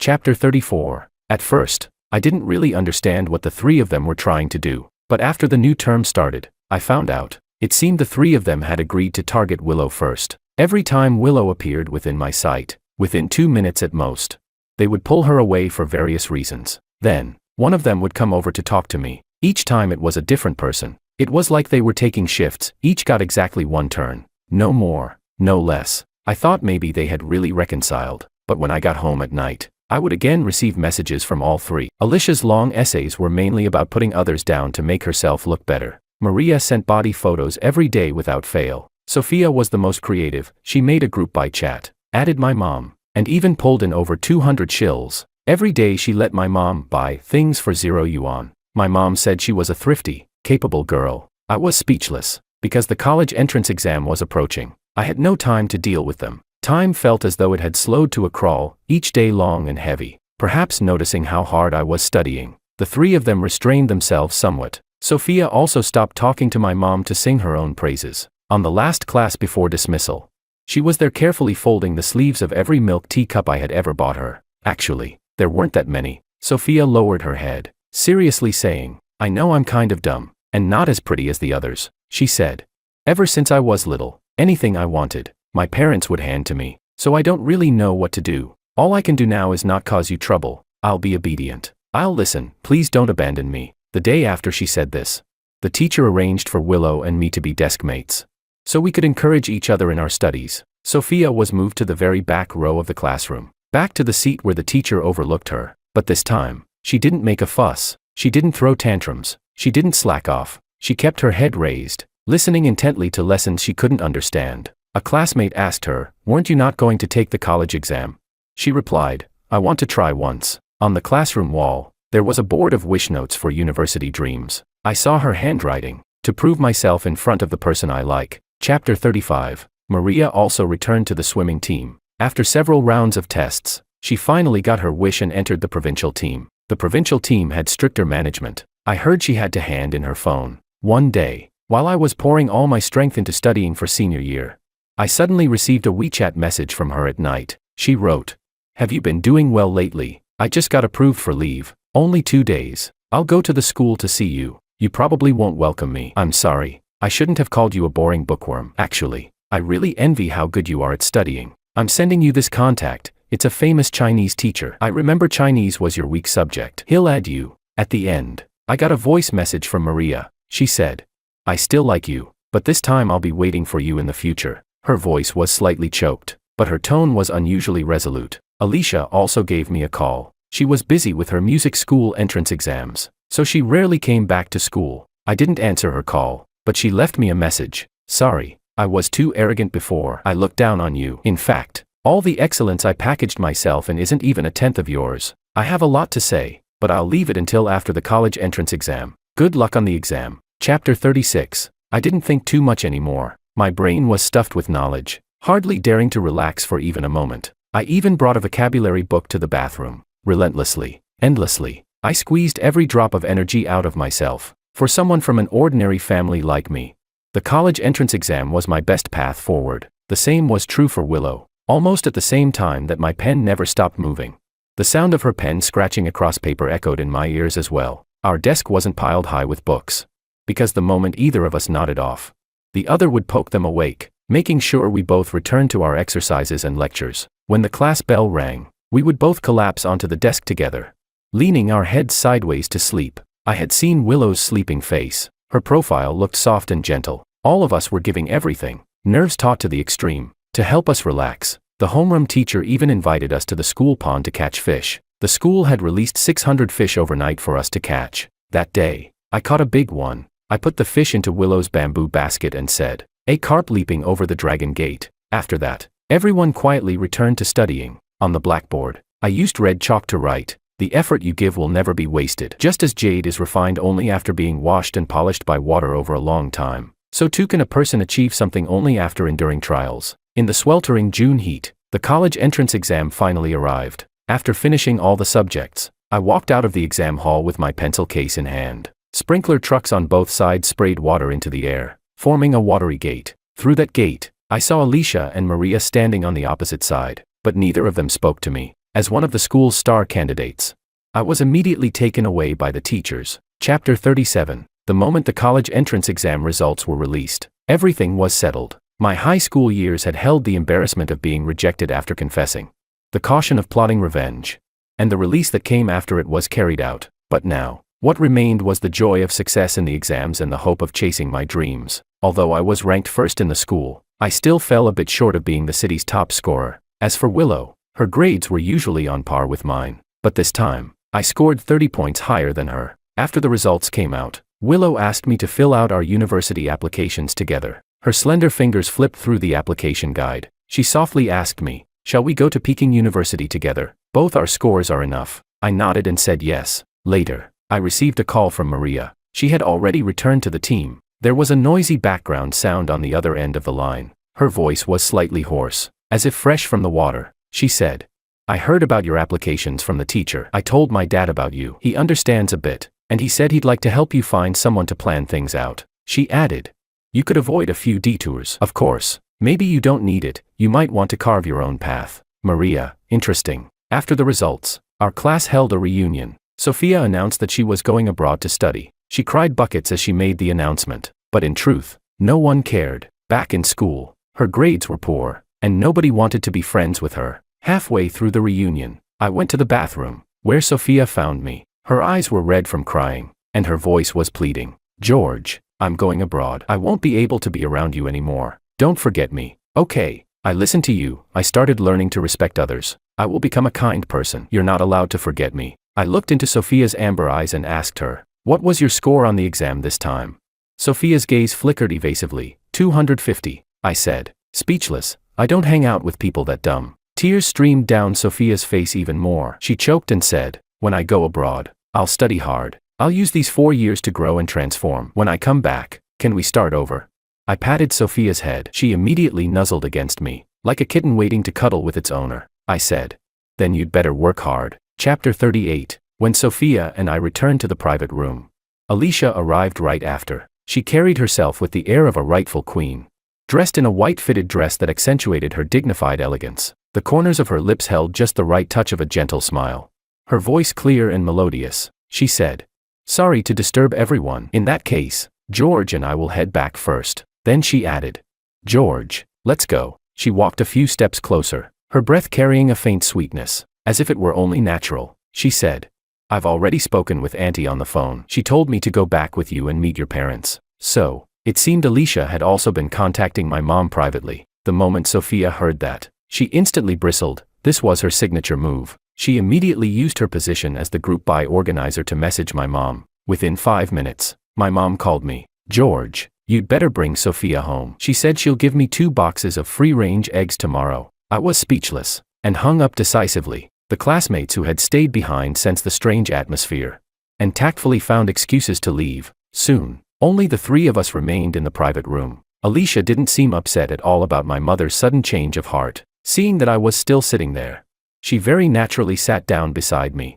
Her phoenix eyes shimmered with watery light as she looked at me, carrying a hint of softness and vulnerability. She said, "George, ever since the exam ended, I've wanted to find you, but you've been avoiding me." She continued, "I heard you're going to Peking University. What a coincidence. I got in too. When the semester starts, let's go register together. Oh, and it's hard to do laundry in the dorm, right? You can give me your clothes too. I can handle it all." She paused briefly, as if sketching out the image of that future, then lifted her gaze to mine. She said, "George, let me stay by your side. All right, as long as I'm with you, I'll find a way to make you feel relaxed and happy. I want to, and I can." Alicia handed me a collar. Her expression was gentle and devout, her tone bewitching as she said, "I'm yours. Everything I have can be yours. So, if you're willing to let me stay with you, please help me put this on." "All right." But before Alicia could say more, a cup of tea suddenly poured down over her head. Her gentle face instantly twisted with shock. She looked up instinctively, only to see Sophia. Sophia was holding a large bowl of pickled fish, saying, "It wasn't me. I was planning to use this to splash you." Right after, a cool, clear voice cut through the room. "Have you sobered up yet?" Chapter 39. Willow came back. She returned just in time to see Alicia's crazed side. She had poured tea over Alicia. In my heart, Willow had always been gentle. I had rarely seen her in conflict with anyone, rarely seen her show aggression. This was the first time. Caught off guard, Alicia let out a short scream. She jerked backward, fumbling for a silk handkerchief, frantically wiping her wet hair and face. Her voice trembled with anger. "Willow, have you gone mad too?" But Willow didn't respond right away. She took the collar from my hand and tossed it to the ground. Only then did she turn back to Alicia and say, "Alicia, stop bothering George with your twisted view of love until you learn how to be a normal person. Stay away from him." Alicia, like a cat whose tail had been stepped on, could no longer maintain her graceful facade. She shrieked, "You have no right to lecture me. Who do you think you are?" Willow then shifted her gaze, landing on the flustered Sophia, her tone cold. "Didn't you say you didn't like George?" Sophia's face looked aggrieved. "I'm sorry, I lied. I still like him." Willow let out a cold laugh and said, "I can't stop your feelings, but I can stop your entanglements." Alicia had finished wiping her face. She lifted her head, her brows and eyes sharp again, a smile curling on her lips, but her voice dripped with venom. She said, "And what right do you have to stop us? Don't forget, you were the one who rejected his confession." Alicia deliberately emphasized the word rejected, her voice crisp and clear, but Willow pressed her lips together and said, "Because I like George." She closed her eyes briefly, as though making a firm decision, and continued, "Because I like George. I didn't want to accept his confession lightly. Because I like George. When I was mired in difficulties, I didn't want to drag him down. Because I like George. I wanted to make sure I was someone worthy of him. I wanted to wait until I was independent enough, until I deserved to accept his confession." The private room fell into sudden silence. When she finished, Willow turned to look at me. She gave a gentle smile, her gaze tender as water, and said,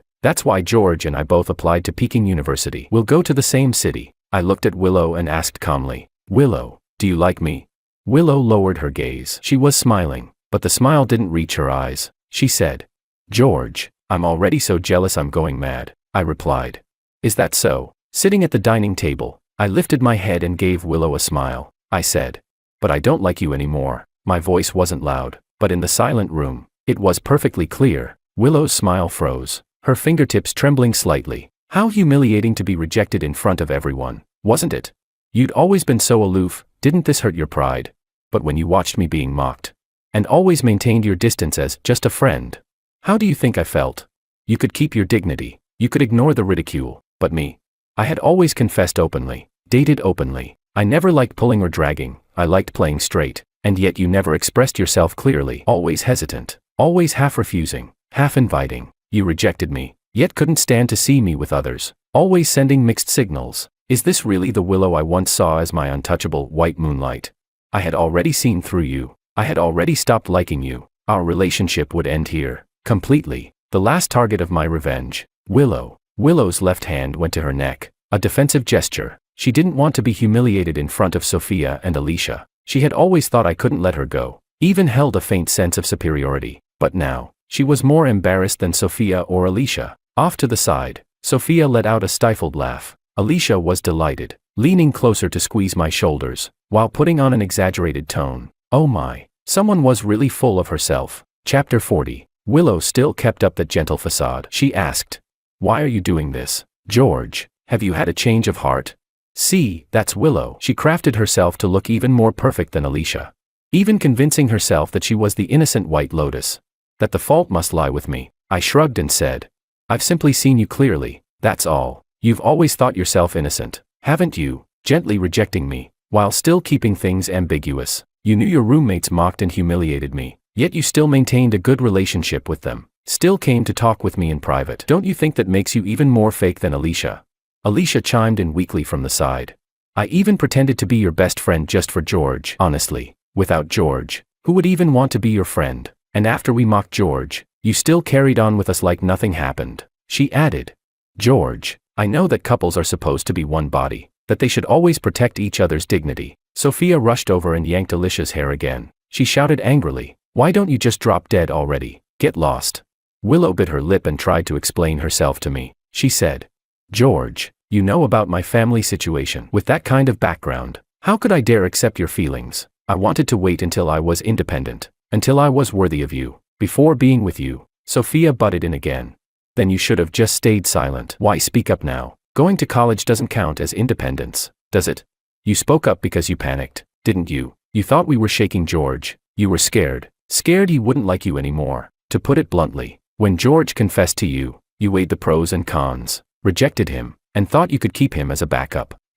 I patted Sophia's head in approval. I praised. Smart little kitten. Sophia's eyes lit up instantly. She turned her head, gave a soft hum. Looking smug, Willow opened her mouth, as if wanting to argue, but in the clarity of my gaze, those words that might have convinced anyone else completely withered away. She suddenly realized, any explanation now would only make her look even more ridiculous and pitiful. Sophia was still shaking her head proudly, as if she wanted to carve the words "I'm so happy" on her forehead. Alicia had already taken out her phone, pretending to check the time, her tone airy as she said, "Oh dear, it's getting late. George, shall we head home?" I stood up without sparing Willow another glance. I said, "No need, I'll go back on my own." I put on my coat, my tone relaxed. At the doorway, I paused. Without turning back, my voice carried clearly through the room. A punctuation mark to tonight, and to the once innocent, bittersweet crush of the past. I said, "Willow, I wish you a bright future. But as for us, this ends here." At 18, on the first day of the new year, I had spent it with you, and that was also our last year together. The door closed behind me, shutting out whatever sounds remained in the private room. The corridor lights were bright and quiet. My revenge plan, only now was it truly complete. The last, and heaviest, piece. My revenge was tearing off that mask of gentleness, forcing Willow to see her own hypocrisy clearly, to lose face in front of those she once thought beneath her, to give back to her, piece by piece, the humiliation and despair she once let me suffer. Willow was no longer the moonlight I once chased. At first, I had liked her resilience in hardship, her persistence and determination, but now, I had already learned those qualities for myself, and I liked myself more. Walking out of the private room, I received a message from Sophia. Her tone was still vicious. She said, "Willow cried. God, it's the first time I've ever seen her cry. I'm so happy." I even took out my phone to record her. She covered her face, but the tears kept dripping down to the floor. I couldn't help but laugh. Sophia really was something. Always so bluntly malicious in everything she did. Chapter 41. In truth, I hadn't applied to Peking University, although my score was quite good, in a sea of talent across the country. At Peking University my score might not have secured me one of the top programs. Peking University had never been within my range of choices. By nature, I am reserved.